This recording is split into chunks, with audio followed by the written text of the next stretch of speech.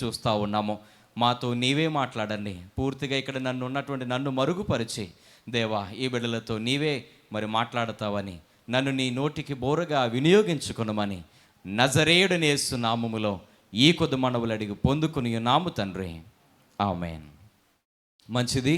ఈ సమయాన మరి నేను ఈరోజు ఒక గ్రంథమును గూర్చి మీకు తెలియచేయాలని ఆశపడతా ఉన్నాను.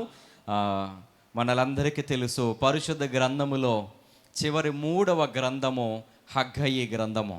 ఈ హగ్గయి గ్రంథములో కొన్ని ఆధ్యాత్మిక పాఠాలను మనం నేర్చుకుందాము. ముఖ్యముగా ఈ గ్రంథములో ఒక యుగములో నిరీక్షించేటువంటి వ్యక్తిని మనము కనుగొని మనము ఆయనను బట్టి సంతోషిస్తూ ఆయన మార్గములో నడవటానికి ప్రయత్నము మనము చేద్దాము. ఈ హగ్గయి గ్రంథంలో గూర్చి మరి కొన్ని విషయాలు నేను మీకు తెలియపరచాలని ఆశపడతా ఉన్నానండి. దయచేసి ఇక్కడున్న మనం అందరము కూడా మీ స్థలములలో మీ హృదయములలో దేవుని నామములో మరి ప్రార్థించమని మరి మిమ్మల్ని కోరుతున్నాను. అయ్యా, నిలవబడినటువంటి నీ సేవకునికి నీవే తోడై ఉండి మీ పరిశుద్ధాత్మని ద్వారా మాతో మాట్లాడండి, తేటగా మాట్లాడండి. మేము అర్థం చేసుకునేటువంటి మనస్సును మాకు ఇవ్వండి. మీ పరిశుద్ధాత్మను బోధకునిగా మాకు నిలిపి మాతో మాట్లాడమని మరి ప్రార్థించమని మిమ్మల్ని కోరుతున్నాను. ఈ రోజున హగ్గయి అనేటువంటి ఈ గ్రంథములో నుండి కొన్ని ఆధ్యాత్మిక పాఠాలు, యుగములో నిరీక్షించేటువంటి ఒక వ్యక్తిని గూర్చి ఈ రోజున మనము ఈ గ్రంథములో నుండి కొన్ని ఆధ్యాత్మిక పాఠాలు మనం నేర్చుకోబోతున్నామని. ఈ హగ్గయి గ్రంథాన్ని మనం అర్థం చేసుకోవడానికి కొంచెం చరిత్ర నేను మీకు వివరించాలని నేను ఆశపడుతూ ఉన్నాను. మనలందరికీ తెలుసు, నెబుకద్నెజరు అనేటువంటి రాజు, ఆ బబులోను రాజు ఎవరండి? నెబుకద్నెజరు. ఆ రాజు యెరూషలేము మీదకి దండెత్తు వెళ్ళి ఆ యెరూషలేము ప్రాంతాన్ని నాశనం చేశాడు, దేవుని మందిరాన్ని కూల్చేశాడు. అక్కడ ఉన్నటువంటి కొంతమందిని చెరగా పట్టుకుని ఆయన దేశానికి తీసుకుని వెళ్ళిపోయాడు. అయితే వెళ్ళిన అనంతరము మరి అక్కడ ఆ ప్రాంతములో మరి 70 సంవత్సరాలు మరి ఎంతగానో మరి ఆ యొక్క బబులోను రాజ్యములో మరి వారు చెరగా ఉన్నారు. అనంతరము ఆ చెరగా పట్టుకుపోబడినటువంటి దేవుని ప్రజలు కోరేషు అనేటువంటి రాజుగారి ద్వారా స్వేచ్ఛను పొందుకొని ఆ బబులోను రాజ్యములో నుండి మరి యెరూషలేము ప్రాంతానికి తిరిగి వస్తూ ఉన్నారని. నిజముగా ఒకసారి మనం ఆలోచన చేద్దాము. బానిసలుగా కొనిపోబడిన వారు అనేక సంవత్సరముల తర్వాత తిరిగి వెనకకు వస్తే వారి యొక్క హృదయం ఎలా ఉంటుందంటారని, ఎలా ఉంటుందండి?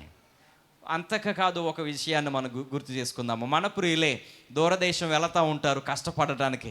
మరి అక్కడ కష్టపడి అనేక సంవత్సరాలు కష్టపడి మరి ఎంతగానో వారు జీవనోపాధికి కష్టపడి మరలా తిరిగి వెనకకి కుటుంబము దగ్గరికి చేరి వస్తూ ఉన్నారని అంటే వారి యొక్క హృదయం ఎంత సంతోషంగా ఉంటుందండి. నిజముగా అది మనం వర్ణించలేము. అయితే ఆ రీతిగానే మరి బబులోను రాజ్యములో నుండి యెరూషలేమునకు దేవుని ప్రజలు మరి ఎంతగానో కోరేషు ద్వారా స్వేచ్ఛను పొందుకొని వారు విడిపింపబడి వస్తూ ఉన్నారు. ఎక్కడికి? యెరూషలేము ప్రాంతానికి. ఆ యెరూషలేము ప్రాంతానికి వచ్చి మరి వారు ఏం చేస్తూ ఉన్నారు అని అంటే దేవుని యొక్క మందిరమును తిరిగి కట్టవలనని వారు ఆశపడతా ఉన్నారు. ఏం చేస్తూ ఉన్నారు? తిరిగి కట్టాలని. మరి అప్పటికే ఏమైంది అని అంటే ఆల్రెడీ నెబుకద్నెజరు వచ్చాడు, ఈ యొక్క ప్రాంతాన్ని నాశనం చేశాడు, దేవుని మందిరాన్ని కూల్చేశాడు. మరి ఎంతగానో పాడైపోయి ఉంది. ఆ పాడైపోయినటువంటి దేవుని మందిరాన్ని మరలా తిరిగి నిర్మించవలెనని మరి ఎంతగానో ఈ ప్రజలకు సెలవిచ్చినప్పుడు ఈ ప్రజలు ఆ మందిరాన్ని తిరిగి కట్టడానికి ప్రయత్నం చేశాడని. ఆ కట్టుతున్నటువంటి సమయంలో ఈ హగ్గయి అనేటువంటి ఒక ప్రవక్త మరి దేవుడు ఎన్నుకొని లేవనెత్తి ఆ ప్రాంతంలో ఉన్నటువంటి ప్రజలకు మరి ధైర్యాన్ని చేకూర్చి నడిపించినట్లుగా మనం చూస్తూ ఉన్నాము. అయితే ఈ హగ్గయి ఆ కాలములో ఆ పరిస్థితులలో నిలవబడి ఎంతగానో ఒక గొప్ప సేవను మరి పరిచర్యను ఆయన దేవునికి అందించినట్లుగా మనం చూస్తున్నాము. బైబిల్లో మేజర్ ప్రాఫిట్స్ ఉన్నారు, పెద్ద ప్రవక్తలు ఉన్నారు, అలాగనే చిన్న ప్రవక్తలు ఉన్నారు. చిన్న ప్రవక్తలలో ఒక ఆయన ఈ హగ్గయి. బైబిల్లో చివరి 3వ గ్రంథము మరి ఈ యొక్క హగ్గయి గ్రంథము. అయితే ఈయన మరి ఎంతో కాలము ఈయన సేవ చేయలేదు. 3 నెలలు మాత్రమే సేవ చేశాడు. ఎన్ని నెలలు? 3 నెలలు. ఈయనకి 3 మారులు దర్శనము కలిగి 3 వర్తమానాలు దేవుని ద్వారా అతనికి పొందుకోగలిగాడు. వాటిని ఆ ప్రజలకు తెలియచేశాడు. ఒక 6వ నెలలో ఒకసారి, 7వ నెలలో ఒకసారి, 9వ నెలలో ఒకసారి ఆయనకు దర్శనములు కలిగి దేవుని యొక్క మాటలను విని ఆ ప్రజలకు తెలియపరిచాడు. 1 సంవత్సరం కూడా ఈయన మరి దేవునికి సేవ చేయలేదని, బహు కొద్ది కాలము ఆయన సేవ చేశాడు.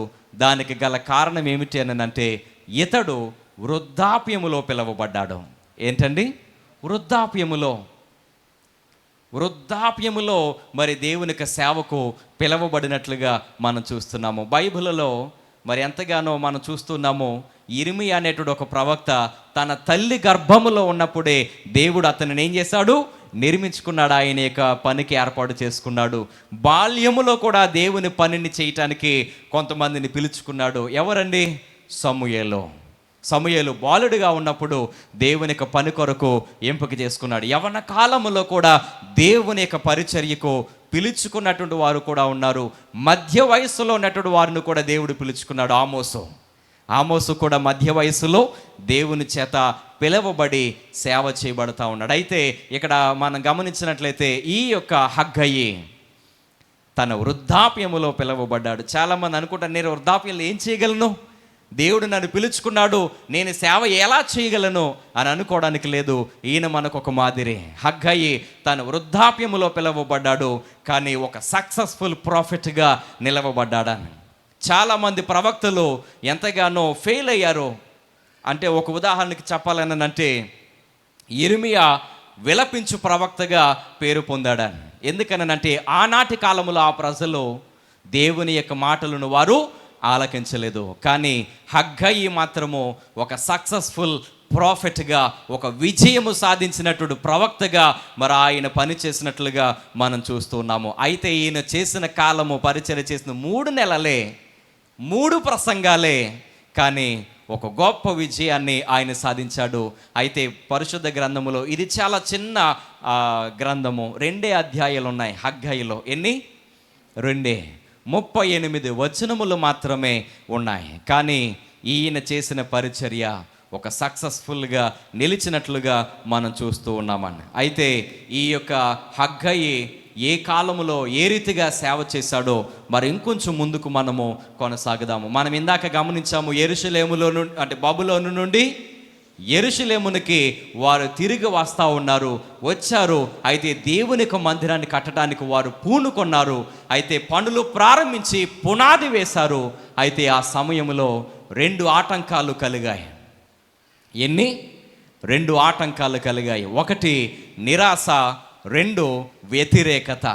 ఈ 2 కారణాల వల్ల వీరు వేసినటువంటి పునాది ఆగిపోయింది. మొదటిది నిరాశ. ఎలాగా వీరు కట్టాలనుకున్నటువంటి మందిరము ఆగిపోయింది అనంటే, నిరాశపడ్డారు అనంటే, ఈ యొక్క వృత్తాంతం అంతటిని కూడా ఎజ్రా గ్రంథములో మనం చూడొచ్చు. ఎక్కడండి? ఎజ్రా గ్రంథములో 1వ అధ్యాయములో కోరేషు ఆ ప్రజలకు స్వేచ్ఛనిచ్చింది మనం చూస్తూ ఉన్నాము. 2వ అధ్యాయములో ఈ యొక్క బబులోను నుండి ఎవరెవరు బయటకు వచ్చారు అనేటువంటి ఆ విషయాలన్నిటినీ కూడా 2వ అధ్యాయములో మనం చూడొచ్చు. మొత్తము 50,000 మంది ఆ బబులోను రాజ్యములో నుండి యెరూషలేమునికి తిరిగి వచ్చారని. ఎంతమంది? 50,000 మంది. అయితే వచ్చారు, దేవుని మందిరాన్ని తిరిగి కట్టడానికి ప్రయత్నము చేస్తూ ఉన్నటువంటి సమయంలో వారికి ఎదురైనది ఏంటి అనంటే నిరాశ. ఏంటో ఒకసారి మనం చదువుదాము. ఎజ్రా 3వ అధ్యాయము 11వ వచనము. వీరు ఆ 2వ చివరి భాగాన్ని మనం చదువుదాము. మరియు యెహోవా మందిరము యొక్క పునాది వేయబడుట చూచి జనులందరూ గొప్ప శబ్దముతో యెహోవాకు స్తోత్రము చేసిరి. దేవుని యొక్క మందిరమునకు పునాది వేయబడినప్పుడు చాలామంది ప్రజలు అది తెలిసి ఏం చేశారు? యెహోవాకి స్తోత్రము చేశారు. అయితే ఇంకొక విషయం జరిగింది. 12వ వచనము. మునుపటి మందిరము చూచిన యాజకులలోను లేవీయులలోను కుటుంబ ప్రధానులలోనూ వృద్ధులైన అనేకులు ఇప్పుడు వేయబడిన ఈ మందిరము యొక్క పునాదిని చూచి గొప్ప శబ్దముతో ఏడ్చిరి. అయితే మరి అనేకులు సంతోషము చేత బహుగా అరచిరి. ఇక్కడ ఒక విషయం జరిగింది. దేవుని మందిరము తిరిగి కట్టబడుతోంది, పునాది వేస్తూ ఉన్నారు. ఆ పునాది వేస్తూ ఉన్నటువంటి సమయములో చాలామంది ప్రజలు ఏం చేస్తూ ఉన్నారని అంటే దేవునికి స్తోత్రములు చేస్తూ ఉన్నారు. వీరెవరు అని అంటే బబులోను రాజ్యములో పుట్టినటువంటి వారు ఇంకా యెరూషలేములో లేరు. అయితే వీరు ఎలాగైతేనో దేవుని మందిరం కట్టబడుతుంది కదా, ఈ ప్రజలు మునుపటి మందిరము యొక్క వైభవాన్ని చూడలేదు. అయితే గనుక వీరిప్పుడు వేస్తున్నటువంటి పునాదిని బట్టి వారు సంతోషిస్తూ ఉన్నారు. మరికొందరు ఏం చేస్తూ ఉన్నారు అని అంటే ఆనాటి కాలము చెరగా కొనిపోబడినటువంటి కాలములో బ్రతికి ఉన్నటువంటి వారు యాజకులు, లేవీయులు, ప్రధానులు వీరు దేవుని మందిరాన్ని చూశారు. ముందు ఎవరు కట్టించింది? అది సొలొమోను మహారాజు కట్టించింది. అయితే ఆ సొలొమోను మహారాజు కట్టినటువంటి మందిరమును కొంతమంది చూడలేదు. అయితే వృద్ధులు చూశారు. వృద్ధులేమో బాధపడతా ఉన్నారు. ఎందుకంటే మునుపు ఉన్నటువంటి మందిరం ఎలాంటిది? చాలా వైభవముగా ఉంది. ఎలా ఉందటండి? సొలొమోను మందిరము ఎలా ఉంది కట్టించింది? ఎంతో సుందరముగా ఉంది, ఎంతో అందముగా ఉంది.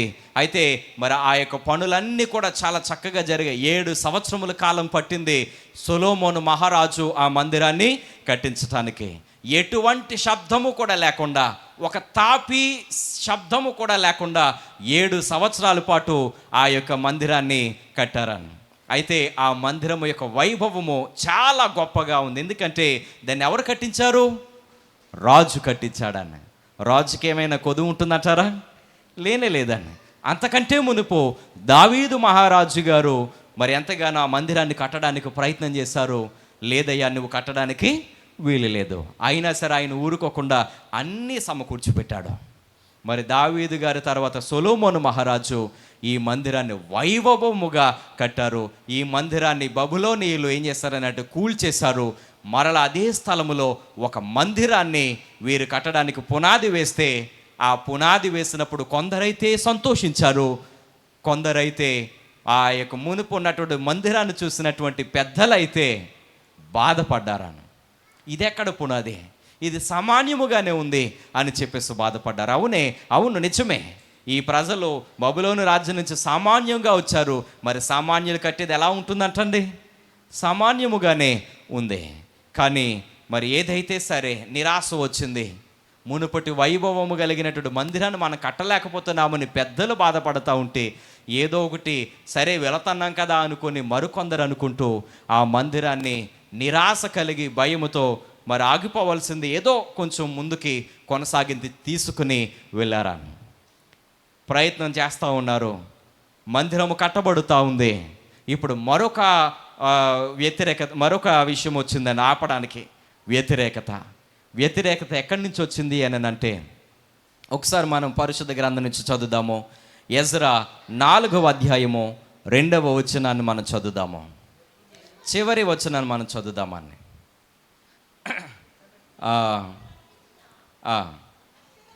అషూరు రాజైన ఎసర్హద్దోను యొక్క కాలము మొదలుకొని మేము యెహోవాకు బలులు అర్పించు వారము, మేమును మీతో కూడా కలిసి కట్టెదమని చెప్పిరి. ఇక్కడ ఒక విషయం ఆల్రెడీ జరిగిపోయింది. ఏంటి అని అంటే, పెద్దలేమో ముందున్న వైభవము కలిగినటువంటి మందిరాన్ని చూసి ఇప్పుడు వేస్తున్న పునాదిని బట్టి వారు ఏడ్చారు. కానీ దానిని చూడలేని వారేమో సంతోషించి దేవుని స్తుతించారు. ఎట్టకేలకు నిరాశ వచ్చినప్పటికీ దేవుని మందిరాన్ని కట్టాలని ఆశపడి కొంచెం ముందుకు వెళుతూ ఉంటే ఒక అడ్డంకి ఏర్పడిందండి. ఏంటి ఆ అడ్డంకి అని అంటే, కొంతమంది వీరికి ప్రక్కగా జీవిస్తున్నటువంటి సమరయులు వచ్చి అంటా ఉన్నారు, మేము కూడా దేవునికి బలులు అర్పించు వారమే, మేము కూడా మీతో కలిసి ఈ మందిరాన్ని కడతాము అని చెప్పేసి అన్నారని. ఎవరు? సమరయులు. అయితే ఈ సమరయులు వచ్చి ఆ రీతిగా మేము సహాయం చేస్తామని చెప్పేసి అన్నారు. మేము మీకు సహాయం చేస్తాము, మీరు కూడా ఆ మందిరాన్ని కట్టడానికి మేము కూడా మీ ఒక చెయ్యేసి మేము ఆ మందిరాన్ని కట్టిస్తాము, కడదాము అని చెప్పేసానంటే, ఆ యూదా అధికారులలో ఒక ఆయన జెరుబ్బాబెల్ అనేటువంటి ఆయన ఏమంటున్నాడని అంటే, లేదయ్యా, మీరు మాతో కట్టడానికి వీలు లేదు. ఎందుకనంటే మీరు నిజమైన దేవుని ఎరిగే ఉన్నారు, కానీ ఈ లోక సాంప్రదాయాలతో కూడా మీరు కలిసిపోయి రాజీ పడ్డారు, విగ్రహారాధన చేస్తూ ఉన్నారు. కాబట్టి మీరు ఇప్పుడు గనక ఈ రీతిగా మీరు ఈ పనిని మాతో కలిసి చేస్తే, మేము కూడా కొన్ని రోజులకు మీతో పాటు ఈ సాంప్రదాయాలని, కట్టుబాట్లని, ఆ విగ్రహములకు పూజలు అనేవి మేము కూడా చేయవలసి వస్తుంది. అవి మేము చెయ్యలేము. ఆల్రెడీ మా యొక్క పితరులు ఒక బుద్ధి వచ్చింది. ఏం జరిగిందంటే, ముందు వీళ్ళే అలాగనే దేవునికి ఈ లోకముతో కలిసి విగ్రహారాధన చేయటం వలన దేవుడు బానిసలుగా ముందు పంపించేశాడు బబులోను రాజ్యానికి. కాబట్టి మాకు బుద్ధి వచ్చింది, మేము మరలా ఆ యొక్క పని మేము చెయ్యము. కాబట్టి మీరు మాతో ఈ పని చేయటానికి వీలు లేదు అన్నప్పుడు కోపముతో వీళ్ళు వెళ్ళిపోయి ఏం చేశారని అంటే, ప్రక్కనున్నటువంటి ఒక రాజుకి లేఖ పంపాడాను. ఈ సమరయులు ఏం చేశారు అని అంటే, ఒక లేఖను పంపారాను. ఈ లేఖను పంపక మునుపు ఒక విషయాన్ని కూడా మనం ఆలోచన చేద్దాము.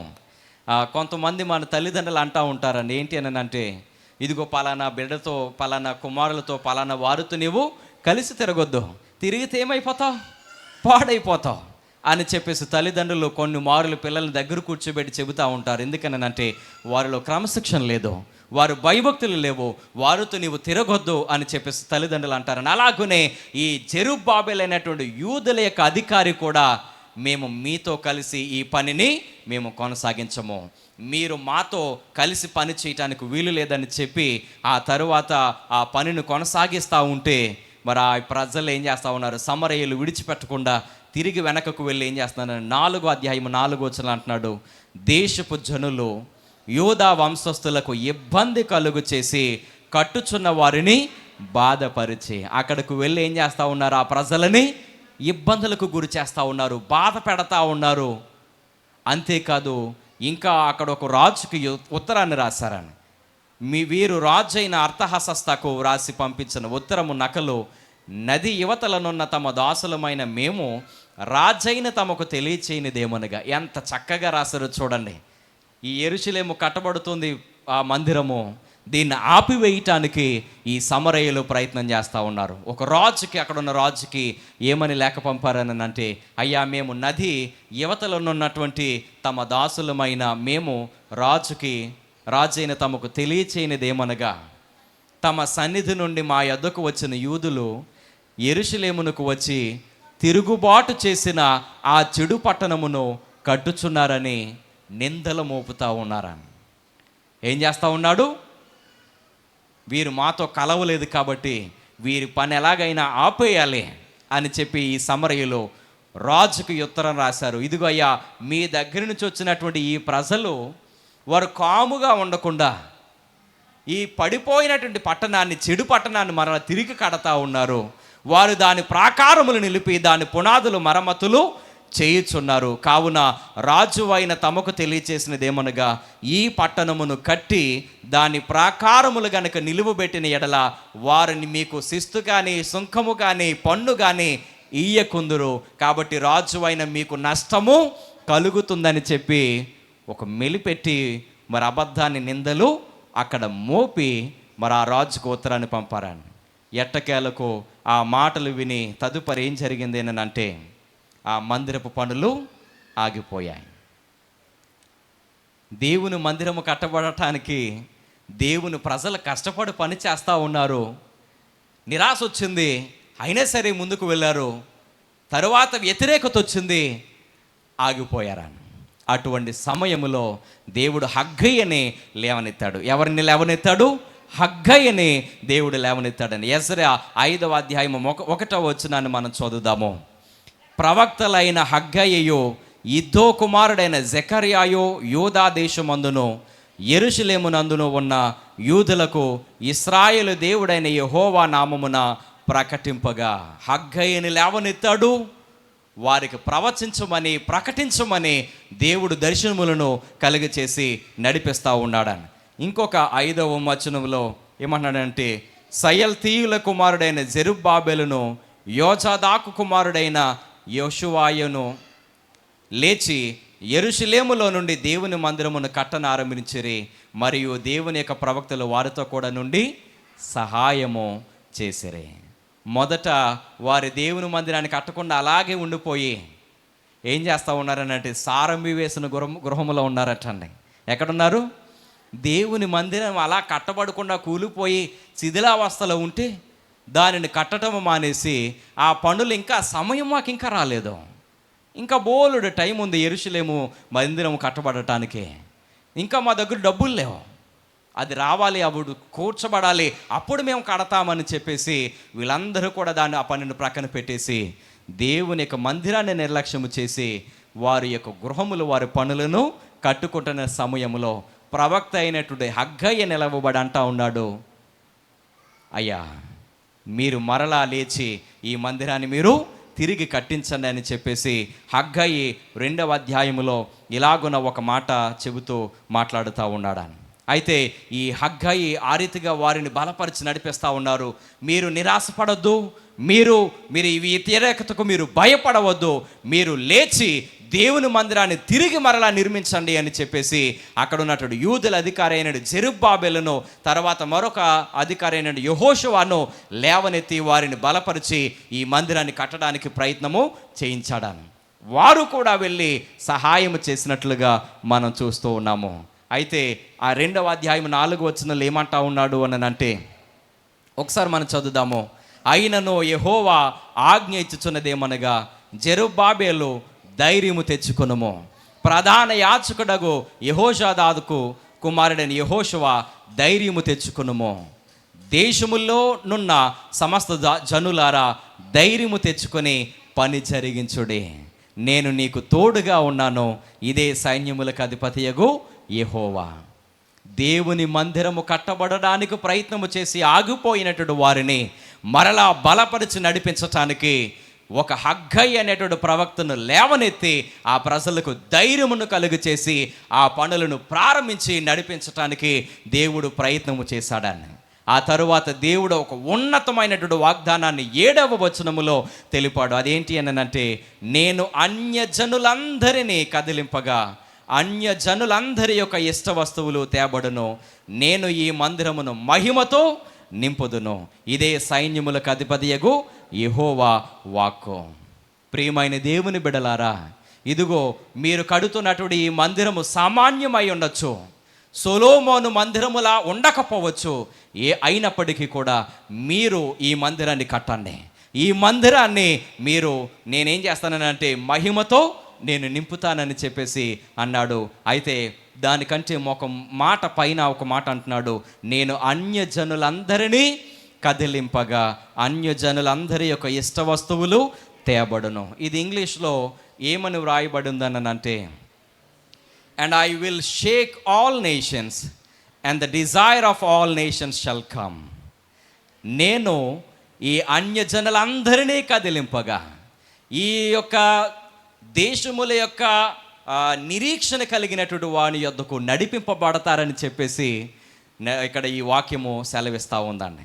గమనించండి దేవుని వారులారా, ఈ ప్రతి తరము వారు, ఈ ప్రతి దేశము వారు ఆశించినటువంటి నిరీక్షించినటువంటి ఒక వ్యక్తిని బట్టి ఒక వ్యక్తి దగ్గరకు నడిపించబడతారని ఈ మాట సెలవిస్తూ ఉందండి. ఇంతకీ ఈ యొక్క హగ్గయి ఇచ్చినటువంటి ఈ వచనములో ఈ ప్రవచనము ఏమిటి అనంటే, ఇక్కడ ఎవరిని కనపరుచుచున్నాడు అనంటే, ఈ దేశములన్నీ కూడా ఆశించేటువంటి యుగ యుగాల నిరీక్షణ కలిగినటువంటి ఒక వ్యక్తిని కనపరుచుచున్నాయి. ఆయన ఎవరు అనంటే, పరమును వీడి ఈ లోకానికి వచ్చి మన పాపముల నిమిత్తమై మరణించి సమాధి చేయబడి పునరుద్ధారుడు తిరిగి లేచిన నీ యొక్క నా యొక్క మన అందరి యొక్క రక్షకుడైన యేసుక్రీస్తు ప్రభువారు. గమనించండి, ఈ మాట అదే సెలవిస్తూ ఉన్నదాన్ని. ఈ లోకములో ఉన్న ప్రతి అన్యజనులందరినీ కదిలింపగా వారి దేశములో ఉన్నటువంటి వారందరిని కూడా వారు నిరీక్షించుచున్నటువంటి వ్యక్తి యొద్దకు నడిపించబడతారని సెలవిస్తూ ఉన్నారని. ప్రియమైన దేవుని వారులారా, ఈ యొక్క ప్రవచనం ఏమిటి అనంటే, ఈ లోకములో ఉన్నటువంటి వారందరూ కూడా ఎదురు చూచేటువంటి నిరీక్షణ కలిగి యుగయుగములు కూడా నిరీక్షించినటువంటి వ్యక్తి ప్రభువు అయిన యేసుక్రీస్తు వారు. ఆయన ద్వారా ఈ మందిరము యొక్క మహిమ ఏమవుతుందట? మరి ఇందాక ఒక వాక్యం చదువుకున్నాము, ఈ మందిరమును మహిమతో నేను నింపుదును అని చెప్పేసి సెలవిస్తూ ఉన్నాడు. నిజమే ప్రియమైన దేవుని వారలారా, ఈ హగ్గయిలో మనము ప్రభువు అయినటువంటి యేసుక్రీస్తు వారిని మనం చూడగలుగుతున్నాము. ఎలాగా అనంటే, ఈ యొక్క దేశములన్నీ కూడా నిరీక్షించి ఎదురు చూస్తున్నటువంటి రక్షకుడు మన ప్రభువు అయిన యేసుక్రీస్తు వారు. అయితే ఆయన ద్వారా ఈ మందిరము మహిమతో నింపబడింది. ఎలా నింపబడింది? ఈ ప్రవచనం ఎలా నెరవేర్చబడింది అని అంటే, ఈ హగ్గయి ప్రవచించినటువంటి 400 సంవత్సరాల తర్వాత ఏం జరిగిందో మనం ఒకసారి చదువుదాము. ఇంకా 9వ వచనం అన్నాడు, ఈ కడవరి మందిరము యొక్క మహిమను బట్టి మహిమ మునుపటి మందిరము యొక్క మహిమను మించునని సైన్యములకు అధిపతి యెహోవా యెహోవా సెలవిచ్చుచున్నాడు. మీరు అంటూ ఉన్నారు కదా, సొలొమోను మహారాజు కట్టినటువంటి మందిరమే గొప్పది, మీరు కట్టినది సామాన్యమైనదే అని అనుకుంటున్నారేమో. లేదు, ఆ మందిరము కంటే ఈ సామాన్యమైనటువంటి మందిరమే మహిమ కలిగినదిగా నేను ఉంచుతానని చెప్పేసి దేవుడు వాగ్దానం చేస్తూ ఉన్నాడు. ఎలా జరిగింది? ఈ యొక్క ప్రవచనం ఎలా నెరవేరబడిందని అంటే, 400 సంవత్సరాల తర్వాత, ఈ హగ్గయి ప్రవచించిన 400 సంవత్సరాల తర్వాత, మరి సైలెంట్ పీరియడ్ అన్నది అంతా కూడా ప్రవక్తలు లేరు. అయితే ఆ తరువాత ఒక వడ్రంగి వాడు తన భార్యను, తన తొలుచూలు మగ శిశువును తీసుకుని యెరూషలేము ఈ మందిరానికే వెళ్ళారట. ఎక్కడికి వెళ్ళారు? ఈ మందిరానికే, వీరు కట్టినటువంటి మందిరానికే తీసుకుని వెళ్ళారు. అయితే మరి అక్కడ ఉన్నటువంటి వారందరూ కూడా అనేక మంది బిడ్డలని మగ శిశువులను తీసుకుని వస్తూ ఉన్నారు, కానీ ఏమీ ప్రత్యేకత కనబడలేదు. కానీ ఎప్పుడైతే ఈ వడ్రంగి వాడు అలాగనే ఆమె భార్య తొలుచూలు మగ శిశువుని తీసుకుని ఆ యొక్క మందిరంలోనికి అడుగు పెట్టారు.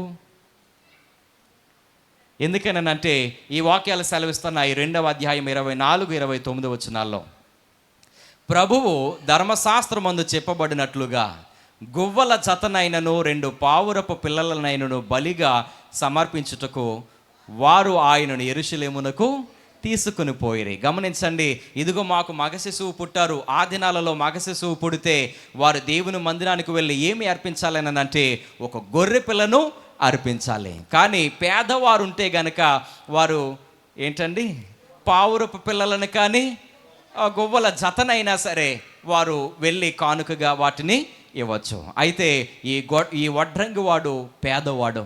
ఒక చిన్న పేద కానుకను పట్టుకొని ఆ బాబుని తీసుకుని ఆ మందిరంలోనికి అడుగు పెట్టగానే ఆ మందిరంలో ఉన్నటువంటి యాజకుడు సుమియోను ఏం చేశాడనంటే, పరుగున ఆత్మావేశుడ బయటకు వెళ్ళి ఆ యొక్క బిడ్డని హత్తుకుని ఒక మాట అంటూ ఉన్నాడు, నాదా, ఇప్పుడు నీ మాట చెప్పున సమాధానముతో నీ దాసును పోనిచుచున్నావు. అన్యజనులకు నిన్ను బయలుపరచుటకు వెలుగుగాను, నీ ప్రజలైన ఇశ్రాయేలుకు మహిమగాను, నీవు సకల ప్రజల ఎదుట సిద్ధపరిచిన నీ రక్షణ నేను కన్నులారా చూచి ఉన్నాను. ఎంత గొప్ప మాట చూడండి. సుమియోను అనేటువంటి ఈ యాజకుడు ఆ బాలుడిని ఎత్తుకుని, ఇంతగా ఆ బాలుడు ఎవరు అనంటే ప్రభు అయిన యేసు, ఆ యేసు క్రీస్తు ప్రభు వారిని ఎత్తుకొని ఈ మాటలు అంటూ ఉన్నాడు, అన్యజనులకు వెలుగుగా నిన్ను బయలుపరచటానికి అన్యజనులకు నిన్ను బయలుపరచుటకు వెలుగుగాను, నీ ప్రజలైన ఆ ఇశ్రాయేలుకు మహిమగాను, నీవు సకల ప్రజల ఎదుట సిద్ధపరిచిన నీ రక్షణ నేను కన్నులారా చూచితినని ఎంతో సంతోషముతో దేవుని స్తుతించాడు. గమనించండి, ఆ సాధారణముగా కట్టబడినటువంటి మందిరములోనికే యేసుక్రీస్తు ప్రభు వారిని తీసుకుని వచ్చారు. యేసుక్రీస్తు ప్రభువారు ఎప్పుడైతే ఈ మందిరములోనికి అడుగు పెట్టారో ఆ మందిరము గొప్ప మహిమతో నింపబడింది. ఆ తర్వాత ఒక ప్రవక్తిని అనేటువంటి అన్నాగారు కూడా వృద్ధాప్యములో దేవుని ఎంతో మహిమపరిచింది ఆ బాలుడిని చూసి. కొన్ని సంవత్సరాల తర్వాత ఇదే మందిరములో ప్రభు అయినటువంటి యేసుక్రీస్తు వారు బాలుడిగా ఆ మందిరములోనికి వెళ్ళి ఆ శాస్త్రులను పరిసయ్యులను అక్కడ ఉన్న వారితో దేవుని యొక్క మాటలను తెలియపరిచి వారిని మరి ఎంతగానో మాట్లాడుతూ ఉంటే వారు ఏమైపోయారు? ఆశ్చర్యపోయారు. ఇదే మందిరములో ఆయన ప్రసంగించాడు. ఇదే మందిరములో అనేక మందిని ఆయన స్వస్థపరిచినట్లుగా కూడా మనం చూస్తున్నాము. అయితే నిజముగా హగ్గయిలో దేవుడిచ్చినటువంటి ప్రవచనము ఏంటి అని అంటే, ఈ లోకములో ఉన్నటువంటి ఈ దేశములో ప్రతి తరము వారు, ప్రతి దేశము వారు కూడా ఎదురు చూసేటువంటి యుగ యుగాల ఆకాంక్ష, ఎదురు చూసేటువంటి యుగ యుగాల నిరీక్షణ యేసుక్రీస్తు ప్రభువారే అని చెప్పేసి చూపిస్తూ ఆ ప్రభువు ఈ మందిరములోనికి అడుగు పెట్టినప్పుడు ఆ మందిరము మునుపటి మందిరము కంటే ఇప్పుడు ఈ మందిరం ఏమైంది? మహిమతో నింపబడిందని చెప్పేసి సెలవిచ్చున్నాడు. ప్రియమైన దేవుని వారులారా, ఇక్కడ ఒక విషయాన్ని మనం ఆలోచన చేద్దాం. ఎప్పుడైతే ప్రభువు వారు ఆ సామాన్యమైనటువంటి మందిరములోనికి అడుగు పెట్టాడో ఆ మందిరము యొక్క మహిమ ఏమైంది? అత్యున్నతముగా ఎదిగింది. అలాగునే ఈ రోజున నీవు నేను కూడా ఆ క్రీస్తును గనక మనలో లేకుండా ఉన్నట్లయితే మన జీవితములు ఒట్టిగా ఉంటాయి. కానీ ఆయన మన జీవితములో గనక ఉంటే, ప్రభువు అయిన యేసుక్రీస్తు వారు, మన జీవితాలు కూడా మహిమతో నింపబడతాయి.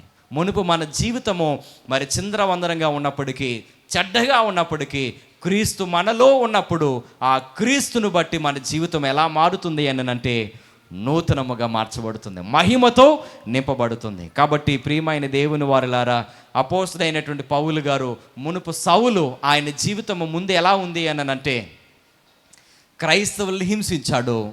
కానీ ఆ తర్వాత క్రీస్తు ఆయనలోనికి అడుగు పెట్టినప్పుడు ఆయన జీవితం ఎలా మారింది అని అంటే ఒక క్రైస్తవులను నడిపించేటటువంటి ఒక యోధుడిగా నడిపించబడ్డాడు. అవునా కాదంటారా? మార్చాడు, మార్పు గొప్పగా మరి చెందినట్లుగా మనం చూస్తున్నాం. అలాగనే ఈ రాత్రి ఈ యొక్క ఉదయకాల వేళ ఈ మాటలు వింటున్నటువంటి నీవు నేను కూడా, నీవు ఒక సామాన్యమైన వ్యక్తిగా, సామాన్యమైన విశ్వాసగా ఉన్నావేమో, క్రీస్తును కూడా లేకుండా ఉన్నావేమో. ఒకవేళ ఆ క్రీస్తును గనక మనలో ఉన్నట్లయితే, ఆయన మన హృదయములోనికి అడుగు పెట్టినట్లయితే మన జీవితములు కూడా ఏమవుతాయి?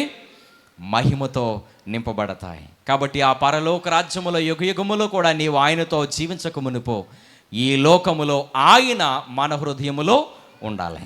కాబట్టి ఆయన మన హృదయం అనేటువంటి తలుపు యొద్ద నిలుచుండి ఆయన తడతా ఉన్నాడు. ఆయన స్వరము విని ఆ తలుపు తెరిచి ఆయనను మనలోనికి ఆహ్వానించుకుంటే ఆయన ఉన్న చోట గొప్ప మహిమతో నింపబడుతుంది. కాబట్టి ప్రియమైన దేవుని వారులారా, మరి నీవు నేను మనం అందరమును కూడా విలువలేని వారముగా, సామాన్యమైనటువంటి ప్రజలుగా ఉండిపోయామేమో.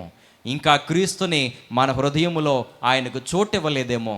మరి ఆ యొక్క విషయాలను మనం జ్ఞాపకం చేసుకుని మనము ఆ ప్రభువుని మన హృదయములోనికి ఆహ్వానించి ఆయనకు చోటిచ్చి ఆయన ద్వారా మన జీవితాలను విలువైనవిగా మరి ఎంతగానో మహిమతో మనం నింపుకొని నడిపించబడదాము. అటువంటి గొప్ప ధన్యత, అటువంటి గొప్ప దీవెన నీకు నాకు మనలందరికీ మన జీవము కలిగిన దేవుడు దయచేసి మనలను నూతనపరిచి దీవించును గాక.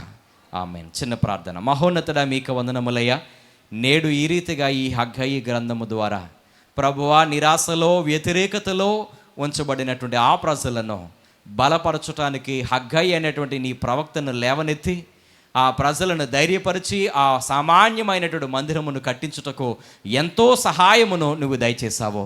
మునుపు ఉన్నటువంటి సొలొమోను మందిరము కంటే ఈ మందిరము యొక్క మహిమ అధికమగునని మీరు సెలవిచ్చిన రీతిగా నీ ప్రియకుమారుడైన యేసును ఆ మందిరములోనికి నడిపించి ఆ మందిరము యొక్క మహిమను నీవు పెంచినందుకు మీకు వందనాలు. అలాగునే మా జీవితంలో కూడా ప్రభువా సామాన్యమైనవే. మరి ఇదిగోనే మేము కూడా వట్టి వారమే, విలువలేని వారమే.